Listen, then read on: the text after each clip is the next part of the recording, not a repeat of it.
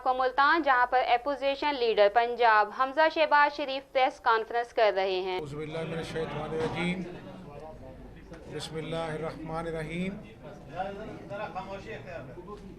आज अल्हम्दुलिल्लाह मैं साउथ पंजाब के विज़िट के हवाले से चौथे दिन आपसे बात कर रहा हूँ, और ये बड़ा अच्छा हुआ कि आपसे बात करने का मौका मुझे तब मिल रहा है जब मैं रुझान के गोठों से, राजनपुर के शहर से, लोधरा, खानेवाल, बहावलपुर से होते हुए आज आपसे गुफ्तगू कर रहा हूँ। और देखें, हम सब बड़े ख़ताकार हैं, लेकिन एक सियासी वर्कर के नाते मुझे बड़ी खुशी हुई, मुझे किसी को कहना नहीं पड़ा। इतनी गर्मी में, हब्स में, धूप में लोगों ने वालिहाना मोहब्बत का इजहार किया और अपने जज्बात खोलकर मेरे सामने रखे, तो मुझे आज और ज़्यादा शिद्दत से एहसास हुआ कि ये जमहूरियत क्या चीज़ है। हम पढ़ते थे किताबों में, it is government for the people, of the people, by the people. आज 73 साल हो गए इस मुल्क के खुदादाद को बने हुए।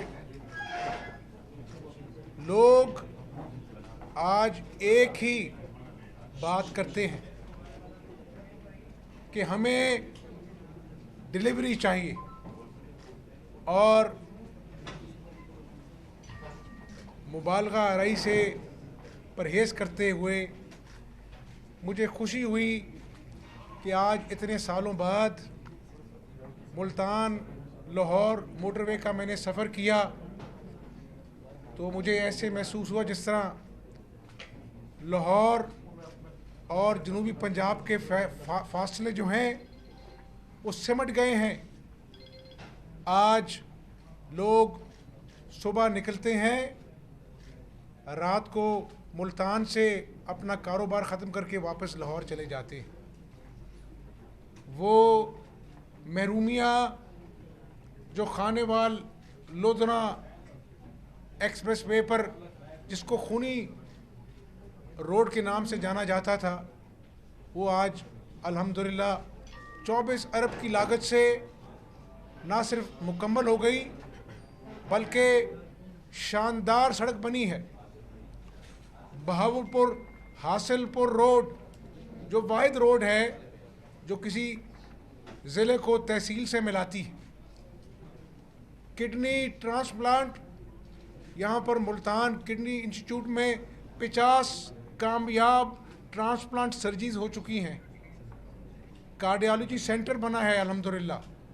तो मैं आपसे गुजारिश कर रहा हूँ कि आज लोग को मेरी शक्ल देखकर मुझसे मोहब्बत नहीं करते, लोग काम देखते हैं। सैलाब आया, किसान का सब कुछ ख़त्म हो गया, शहबाज शरीफ ने यहाँ पर डेरे लगाए, और जब तक लोग बहाल नहीं हो गए, फसलों तक का हमने उनको अपना जो है वो मुआवजा दिया गवर्नमेंट ने। तो ये छोटे काम नहीं है।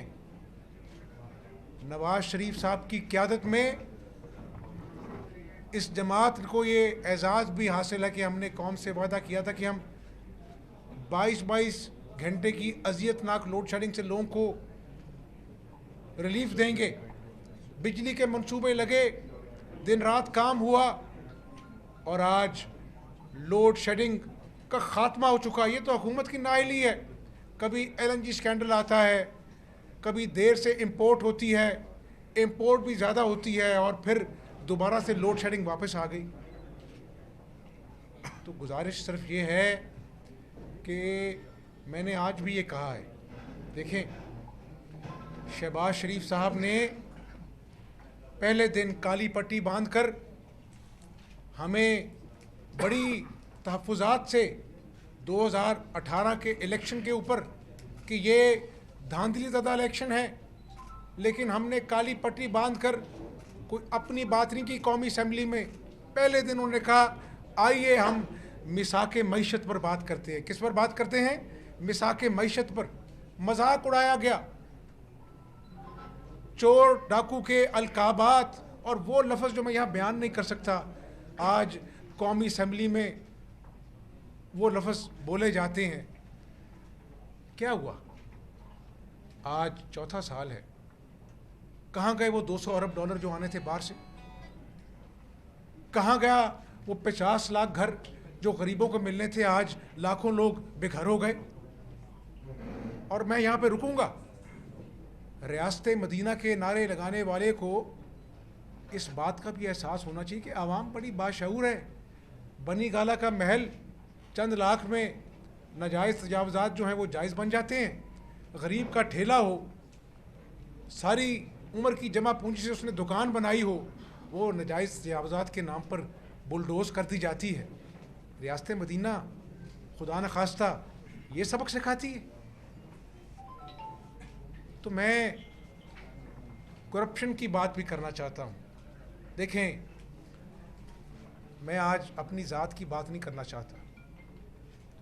2 साल मुझे जेल में रखा, मनी लॉन्ड्रिंग हुई है, करप्शन हुई है, नवाज शरीफ साहब को जेल में रखा और अपना जो है मुस्लिम लीग नून की और क़यादत को पाबंदे सलासल रखा।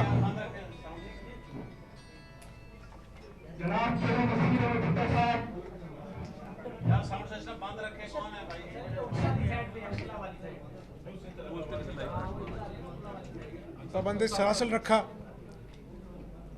आपने हाई कोर्ट का फुल बेंच का फैसला पढ़ा?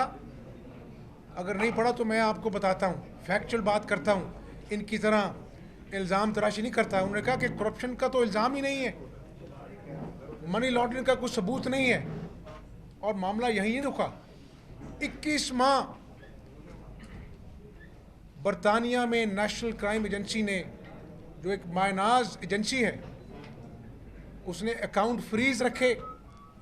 यहाँ सर बड़े बड़े अपना जो है ना वो सबूत के कागजात वहाँ भिजवाए गए, ख़त खिताबत की गई वज़ीर-ए-आज़म ऑफिस से और कहा गया कि मनी लॉन्ड्रिंग हुई है, आप तहकीकात करें। हम बड़े ख़ताकार हैं, अल्लाह से बड़ी आजी से कहता हूँ, 21 माह की तहकीकात के बाद नेशनल क्राइम एजेंसी ने कहा कि हमें शहबाज शरीफ के ख़िलाफ़ कोई करप्शन मनी लॉन्ड्रिंग की शवाहिद नहीं मिले। तो मैं अल्लाह का शुक्र अदा करता हूँ। तो आज क्या हुआ? ना 200 अरब डॉलर आए, और वो जो करप्शन चोर चोर डाकू का नारा वो भी आज दफन हो गया। लेकिन इमरान खान साहब, हमने जो जेलें थीं, इल्ज़ाम थे, लघु गुफ्तगू थी, वो हमने भुगत ली। बदतरीन इंतकाम का मुस्लिम लीग नून ने, चाहे वो नवाज शरीफ है, शहबाज शरीफ है, हमजा शहबाज है, मरीम नवाज है, और जो हमारे दीगर कायदीन सालों जेल काट के आए, अल्लाह ने हमें सुरखरू किया। एक एक फैसला चाहे सुप्रीम कोर्ट का है, ज़मानत के अंदर पढ़ लें आप। लेकिन क्या आज पाकिस्तानी अवाम खुश है? आज क्या नए पाकिस्तान में जो 37 रुपये किलो का आटा मुस्लिम लीग नून की हुकूमत में था, क्या आज वो 70-75 किलो का नहीं मिल रहा? क्या वो चीनी जो 2018 में 52 रुपये की थी, आज क्या वो 110 रुपये किलो नहीं मिल रही है? क्या जो बिजली का 7 रुपये पर यूनिट का रेट था, आज वो 23 रुपये पर यूनिट नहीं हो गया? क्या खाद जो 2300 रुपये फ़ी बोरी मिलती थी, आज 7000 रुपये की नहीं हो गई? क्या यूरिया जो 1400 रुपये का मिलता था, आज 1800 रुपये की बोरी नहीं हो गई? ये कौन सा नया पाकिस्तान है? मैं आज गली गली करिया करिया गांव गांव फिरता हूँ, लोग झोली उठा के कहते हैं कि हमजा शहबाज, इमरान खान को कहो नया पाकिस्तान तो नहीं बन सका, चौथा साल है, लेकिन हमें पुराना पाकिस्तान ही लौटा दो, जहाँ पर कम से कम हम अपने बच्चों का पेट भर सकते थे, जहाँ पर किसान दिन रात मेहनत कर कर घर अपना जो है जमा पूंजी लेके जाता था, अपनी बीमार वालदा का इलाज कराता था। दवाइयाँ 12 मरतबा 3 सालों में दवाइयों में इजाफा किया गया, 500% इजाफा हो गया दवाइयों में। जो कैंसर की दवाइयाँ और बाकी दवाइयाँ मुफ्त मिला करती थी, आज लोग बेहाल हैं, डायलिसिस करने से बेजार हैं। वो कहते हैं हमें अपना इलाज नहीं कराना, हमें अपने बच्चों का पेट पालना है, अपनी बूढ़ी माँ का इलाज कराना है, बिजली के बिल देने हैं। और मैं यहाँ पर ये भी कहूँगा कि मुझे खुशी हुई जब मैंने फार्म टू मार्केट रोड्स, पक्कियाँ सड़कों से सौखे पैंडे, आज मैं उन पे मेरी गाड़ी चली, आज 4 साल बाद भी वो वैसे की वैसे कायम है। और मुझे बड़ी हंसी आई जब इमरान नियाज़ी साहब ने कहा कि हमारी जो सड़कें हैं वो कई करोड़ सस्ती हैं मुस्लिम लीग नून के दौर की सड़कों से। ओ भाई मेरे, खुदा का खौफ करें, आपने तो 4था साल है, एक ईंट लगाई हो मुझे दिखा दें, कौन सी सड़कें हैं? ये जर्नलिस्ट बैठे हैं, उनको दिखा दें। ये जनूबी पंजाब 100 दिन में सूबा पंजाब का नारा लगाया था, वो नारा कहाँ है? लोग आपकी राह तकते हैं। सेक्रेटेरिएट का झांसा दिया गया। पंजाब, साउथ पंजाब सूबा जो है सेक्रेटेरिएट से नहीं बनता, वो आईनी तरमीम से बनता है, जो मुस्लिम लीग नून ने अपनी हुकूमत में बिल पेश कर दिया। और उस सेक्रेटेरिएट में भी आप हैरान होंगे कि वो डेवलपमेंट का जो महकमा है उसका जिक्र तक नहीं है, कानून के महकमे का जिक्र तक नहीं है, लॉ एंड ऑर्डर का जिक्र तक नहीं है। तो ये जो एक ख्वाब दिखाया था 1 करोड़ नौकरियों का, क्या मुझे बताएं, आज 85 लाख लोग बेरोजगार नहीं हो गए? 50 लाख घर, आज लाखों लोग बेरोजगार नहीं हो गए, अपना घर बेचकर अपने बच्चों का पेट पालते हैं, सड़कों पर आ गए। सफेद पोशी का भरम आज टूट नहीं गया। तो मैं गुजारिश कह रहा हूँ आपसे कि खुदारा रहम करें, मुझे अपनी ज़ात के लिए कुछ नहीं चाहिए, नवाज शरीफ को, शहबाज शरीफ को अपनी ज़ात के लिए कुछ नहीं चाहिए। आज भी वक्त है, 73 साल हो गए पाकिस्तान को बने हुए, तमाम सियासी जमातें सर जोड़ कर बैठें और हुकूमत का खेल ख़त्म होना चाहिए। मुफाहमत का मतलब ये नहीं है कि 2 साल जेल काट कर आज फिर मैं आपके सामने हाजिर हूँ और कह रहा हूँ कि मैं मुफाहमत पर यकीन रखता हूँ। लेकिन मुफाहमत का मतलब क्या है? मुफाहमत का मतलब है कि जो दागदार इलेक्शन था 2018 का, उसका नतीजा अवाम भुगत चुकी। खुदारा इस मुल्क में साफ शफाफ इलेक्शन होने चाहिए और उस साफ शफाफ फ्री एंड फेयर इलेक्शन के नतीजे में जो भी जमात जीतेगी हम खुशदिली से उसको वेलकम कहेंगे, ताकि ये मुल्क आगे बढ़ सके। कालाबाग डैम ना बन सका, 6000 मेगावाट सस्ती बिजली इस कौम के नसीब में ना आ सकी, 10 लाख एकड़ अराजी जिसके लिए जो सैराब होनी थी वो इस कौम की किस्मत में ना आ सकी। दयामर भाषा डैम जो मुस्लिम लीग नून ने अरबों रुपए की ज़मीन खरीदी, काम शुरू हो गया, वो भी आज तत्तुल का शिकार है। हमारा दोस्त चाइना है, उसके भी तहफ़्फ़ुज़ात हैं कि आप सीपेक को क्यों नहीं आगे बढ़ा रहे। तो मेरे भाई, इस तरह पाकिस्तान आगे नहीं चल सकता। और क्या मुझे बताएं आप कि ये कराची की रौनकें नून लीग की हुकूमत में बहाल नहीं हुई? मैं आज उस पुलिस अफसर को भी सलाम पेश करता हूँ, आज मैं उस रेंजर के अफसर को भी सलाम पेश करता हूँ, मैं अफवाज पाकिस्तान के उन शहीद की माओं को भी सलाम पेश करता हूँ जिनमें ज़रबुल अज़ब, रद्दुल फसाद, सवात ऑपरेशन में इस पाकिस्तानी कौम के लिए अपनी जानों का नजराना पेश किया, इस मुल्क को अमन का गहवारा बनाया। तो मेरे भाई, मैं आज बरमला कहता हूँ कि तमाम तर बदतरीन इंतकाम के बावजूद एक पाकिस्तानी के नाते मेरी आवाज़ है कि हमारी किसी इदारे से लड़ाई नहीं है, हमारी लड़ाई आज इन किसानों की उनको इनकी गुर्बत से लड़ाई है, गरीब की बेरोज़गारी से लड़ाई है, इस मुल्क के दुश्मनों के ख़िलाफ़ लड़ाई है। हमारी लड़ाई इस मुल्क की तनज़ली के ख़िलाफ़ है, हमारी लड़ाई अमन के दुश्मनों के ख़िलाफ़ है। तो सारी सियासी जमातों को सर जोड़कर बैठना चाहिए और पाकिस्तान की सिमत मुतय्यन करनी चाहिए। वो कहते हैं कि बेगर्स कांट बी चूज़र्स। आज एक एक पाई के लिए IMF की मिन्नत समाजत करनी पड़ती है।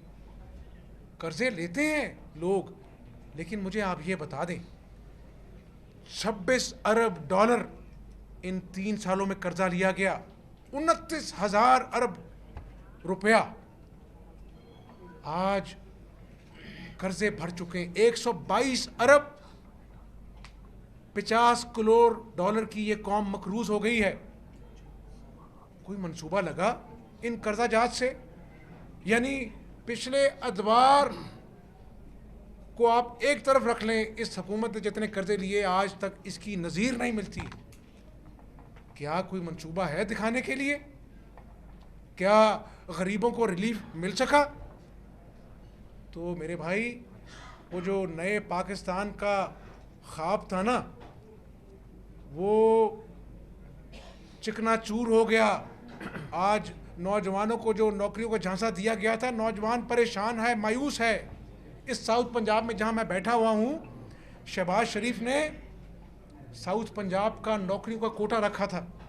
आज उस कोटे को भी इन्होंने सर्द खाने में फेंक दिया। हज़ारों नौजवान साउथ पंजाब का आज नौकरी से महरूम है।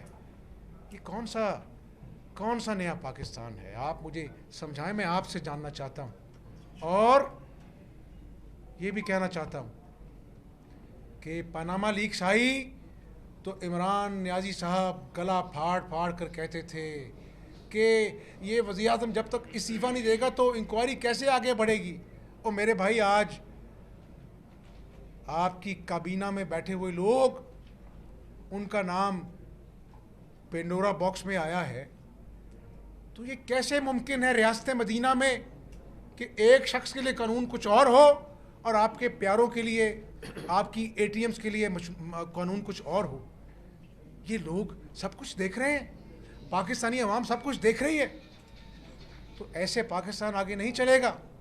मेरी बड़ी दर्दमाना अपील है कि इमरान नियाज़ी साहब, अब झूठ से लोगों के घरों में खुशहाली नहीं आएगी, उन बेरोज़गारों को रोज़गार नहीं मिलेगा, पाकिस्तानी पासपोर्ट की कदर नहीं बढ़ेगी। कभी आप कहते हैं एब्सोल्युटली नॉट, कभी आप कहते हैं मुझे बाइडेन की कॉल नहीं है, he is too busy for me. और मेरे भाई, पाकिस्तानी कौम जानती है कि ये एटमी क़ुव्वत है खुदा के फजल करम से। भुट्टो साहब ने इसकी बुनियाद रखी, नवाज शरीफ को अल्लाह ने ज़रिया बनाया इस मुल्क को एटमी क़ुव्वत बनाने का। तो आप इस एटमी क़ुव्वत के साथ घिनौना मजाक ना करें। अभी भी वक्त है, होश के नाखुन लें, कौम को सच बताएं। पेंडोरा बॉक्स में साफ शफाफ तहकीक होनी चाहिए और जिन काबीना के लोगों के नाम आए उनको रिज़ाइन करना चाहिए। रियासत मदीना तो फिर मानेंगे हम आपकी बात को। तो मैं अपनी बात को समेटते हुए ये ज़रूर कहूँगा कि मैं साउथ पंजाब के बुज़ुर्गों का, नौजवानों का, अपनी जमात के वर्कर्स का इंतहाई मशकूर हूँ जिन्होंने मुझे इतना प्यार दिया। और मैं दुआ करता हूँ कि अल्लाह ताला हमारी जमात को दोबारा इक़्तिदार अता फ़रमाए। जिस तरह हमने बिजली के अंधेरे दूर किए, इसी तरह इस कौम की मायूसियों को, किसानों की परेशानियों को दूर तो अल्लाह ने करना है, हमें हमारी जमात को अल्लाह ताला ज़रिया बनाए। जवाब दे दे कि जब पेशावर में बच्चों को शहीद किया गया स्कूल के अंदर, क्या तमाम तर डिफरेंसेस के बावजूद मोहम्मद नवाज शरीफ साहब ने तमाम जमातों को इकट्ठा नहीं किया कि आज मुल्क में अमन का मामला है, हमारे बच्चों को शहीद किया गया है। इमरान नियाज़ी साहब भी उस वक़्त धरना छोड़कर आ गए थे, तो क्या उस वक़्त नवाज़ शरीफ अपनी ज़ात से बाला तौर पर होकर मुल्क व कौम के लिए उसने सबको साथ बैठाया नहीं था? क्या फिर उसके बाद हमारी तमाम सिक्योरिटी एजेंसीज ने ऑपरेशन किया, उसके बाद अमन पाकिस्तानी कौम को नसीब नहीं हुआ? क्या कराची की रौनकें बहाल नहीं हुई, बोरीबंद लाशें बंद नहीं हुई, अखबार बराए तवान बंद नहीं हुआ, ताजरों कराची के ताजरों से पूछें जाके, भत्ताखोरी बंद नहीं हुई?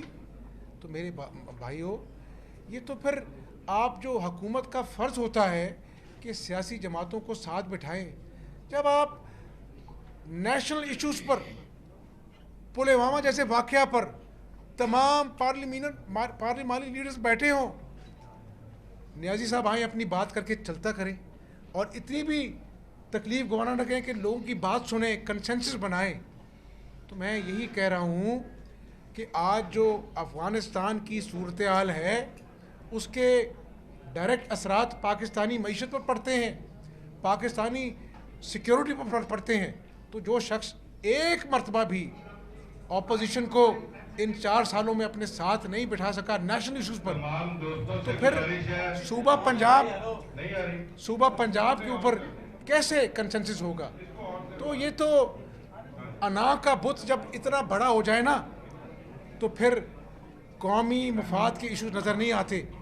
तो आज न्याय साहब, आपकी अना जो है ना, वो इतनी बड़ी हो गई है कि पाकिस्तानी कौम को आपकी शक्ल तक नज़र नहीं आती है। ये मेरा मुस्लिम लीग नून जो है, मैंने आपको भी कहा है कि हमने आईनी बिल कौमी असम्बली में मुतारिफ़ कराया, और मैं आज फिर दोहरा देता हूँ कि सूबा जनूबी पंजाब के हम हक़ में हैं, और अल्लाह ने जब भी मौका दिया इंशाल्लाह तमाम सियासी जमातों को साथ बिठाकर हम सूबा बनाएंगे इंशाल्लाह।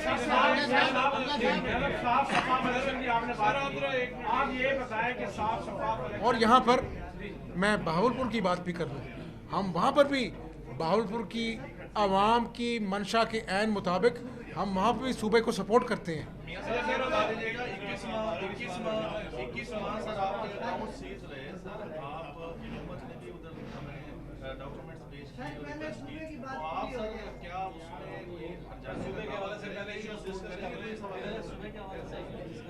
अभी हम अपने वकला से मशवरा करेंगे, लेकिन जो दूध का दूध पानी का पानी सामने आ गया है, मैंने तो तमाम तर इंतकाम के बावजूद अपनी बात ही नहीं की। मैंने तो पाकिस्तानी कौम के जो ज़ख़म हैं वो आज आपके सामने दोबारा रखे हैं कि आज मायूसी है, लोग ज़हनी मरीज़ बनते जा रहे हैं।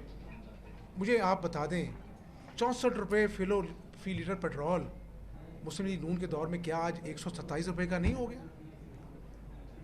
ये बात मैं आपसे कर रहा हूँ।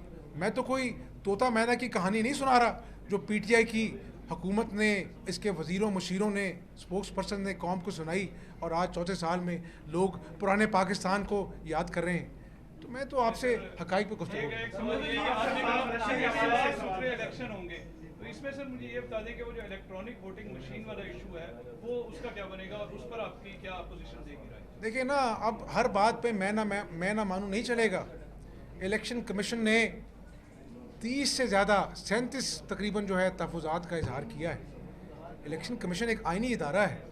अब अगर वो कह रहा है कि ये मशीन के ऊपर हमारे तहफ़्फ़ुज़ात हैं, आप जो है वो उसको भी ब्लैकमेल कर रहे हैं, उसको भी अंडर प्रेशर लाने की कोशिश कर रहे हैं, तो ये जमहूरियत में वन मैन शो नहीं चलेगा। खान साहब, अब आपका एक एक वादा जो आपने कौम से किया था, वो सारे वादे झूठे साबित हुए।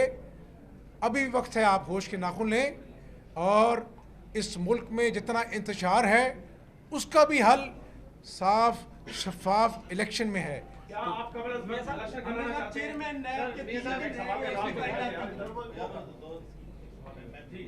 क्या आप का मुतालबा कर रहे हैं?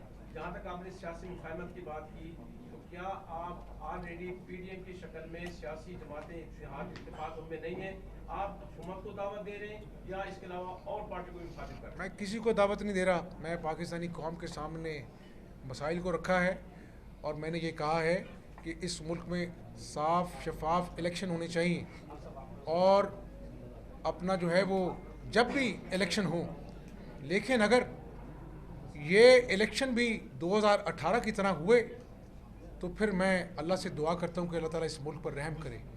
ये तमाम सियासी जमातों को सोचना चाहिए। मैं तमाम सियासी जमातों की बात कर रहा हूँ, ये कोई मेरे मुस्तकबिल की बात नहीं है, ये आपके बच्चों, मेरे बच्चों, इस पाकिस्तान के किसानों, मजदूरों की मुस्तकबिल की बात है। तो मैं चेयरमैन नैब की तैनाती में 3 दिन रह गया, कोई नाम नहीं है। साहब यूपी पंजाब में आए तो उनका ये कहना था कि जब भी शहबाज शरीफ साहब कोई बात करते हैं तो पीछे से आवाज आती है कि ये उनकी जाती राय है। तो ये पार्टी के अंदर दो जो बयानियां हैं, इसके ऊपर आप क्या कहेंगे और पीपल्स पार्टी के साथ भी क्या या पीडीएम की तरफ भी कोई रास्ता निकाल? देखें, अच्छा सर, इसी में ऐड करेंगे, आपने कहा हमारी इदारों से कोई लड़ाई नहीं है। नवाज शरीफ तो बाकायदा कहते हैं कि जनरल फैज हमीद और जनरल बैजवा का सब कुछ किया करा है और इमरान खान जो है पपिट है, और आप तो अब इमरान खान को लीडर मान रहे हैं कि जिसने ये सब कुछ किया। लीडर आप मान रहे हैं, मैं तो नहीं मानता। तो मैंने तो कहा है कि इसने झूठ बोले हैं, झूठ बोलने वाले को झूठा ना कहा जाए तो क्या किया कहा जाए। आपने सवाल किया है। देखें, मुस्लिम लीग नून जो है सिविल बालादस्ती की बात करती है। सिविल बालादस्ती क्या है? पार्लियामेंट को मजबूत होना चाहिए। आज पार्लियामेंट को ऑर्डिनेंस फैक्ट्री के ज़रिए बिल्कुल साइडलाइन कर दिया गया है।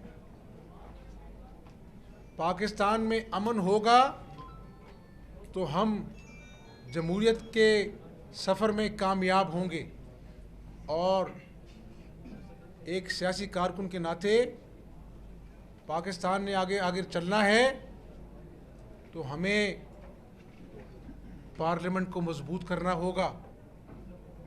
हम किसी इदारे को कमज़ोर कर कर आगे नहीं बढ़ सकते। सिक्योरिटी इदारों का काम है इस मुल्क में अमन लाना, इसके लिए कुर्बानियाँ दी गई, मैंने अभी जिक्र किया है। तो हम सिविल बालादस्ती चाहते हैं पार्लियामेंट को मजबूत कर कर, ना कि इदारों को कमज़ोर करके। ये मेरा मानना है। एक मिनट, यही पाकिस्तानी कौम की आवाज़ है, यही मुस्लिम लीग नून का नज़रिया है, और इस नज़रिए पे हम कायम रहेंगे, और अल्लाह ने चाहा तो पाकिस्तान की खिदमत करेंगे इसी नज़रिए के साथ।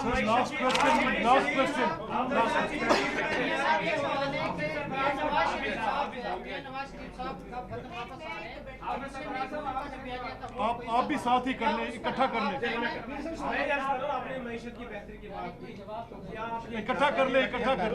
Next program is meeting. की दौलत सरमाया बाहर के ममालिक में मौजूद आप भी कर लें। दो सवाल आते हैं। एक तो ये चेयरमैन नैब की तैनाती में 3 दिन बाद क्या नाम कोई नहीं आया, क्या देख रहे हैं आप? दूसरा, पेंडोरा पेपर्स के अंदर जो उन्होंने तहकीकाती सेल बनाया है, इस पर आप क्या कहेंगे? So this is concluding now. मैं अब इसको आखिरी सवाल समझूंगा और कोशिश करूंगा कि आपका सवाल मुकम्मल हो जाए। नवाज शरीफ साहब, अल्लाह ताला उनको सेहत दे, इस मुल्क में सेहत ना होने का सर्टिफिकेट लेने के लिए इस मुल्क में मरना पड़ता है। और मैं ये बात नहीं करना चाहता था, लोगों ने मेरी ताईजान के हवाले से बात की और फिर बाद में उनको शर्मसारी का सामना करना पड़ा। अल्लाह ताला सबको सेहत दे। नवाज शरीफ साहब के डॉक्टर्स जब उनको कहेंगे कि वो फिट हैं तो इंशाअल्लाह ताला वो वापस आएंगे। और चेयरमैन नैब के बारे में मैं वकील भी हूँ, मैं सिर्फ ये कहता हूँ कि मीनिंगफुल कंसल्टेशन की बात की गई है और पूरी दुनिया देख रही है कि ये जमहूरी मुल्क है, तो एक तरफा ट्रैफिक अब नहीं चलनी चाहिए। खान साहब, आप तो एहतसाब के दाई हैं, आप तो हर बात के साथ रियासत मदीना का जिक्र करते हैं, तो फिर क्यों आप किसी से अपना जो है वो पसंद नापसंद करते हैं? इसको अपोजिशन लीडर से आप मीनिंगफुल कंसल्टेशन करें, वरना फिर तमाम सियासी जमातें जो पार्लियामान में मौजूद हैं वो अपना लाहेमल बनाएंगी और इसके लिए हम तमाम दरवाजे खटखटाएंगे जो भी आईनी ऑप्शन हमारे सामने है। बहुत शुक्रिया।